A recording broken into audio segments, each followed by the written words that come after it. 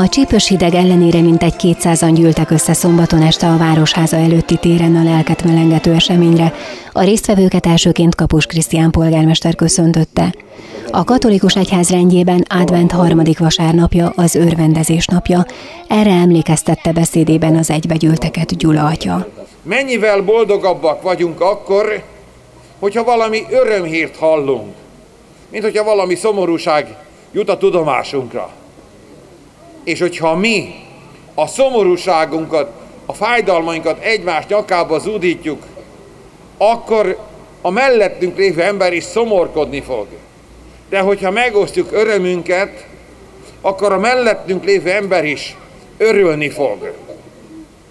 És hogyha ezt meg tudjuk tenni, akkor egészen biztos, hogy már előre meg tudjuk egymást ajándékozni, akár egy örömhírrel, akár pedig egy élménnyel, ami örömmel töltheti el mindannyiunk szívét.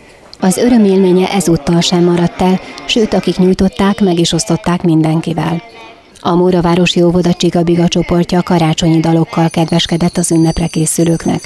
Ezek után leengedték a Városháza adventi koszorúját, amelyen Kapus Béla, mint a legidősebb Kiskunfélegyházi díszpolgár lobbantotta lángra immár a harmadik gyertyát.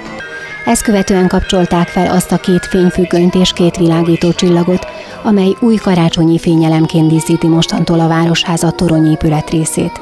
A Városházával szemközti épület falára pedig ezentúl minden este karácsonyi motívumok és ünnepi jókívánságok kerülnek kivetítésre.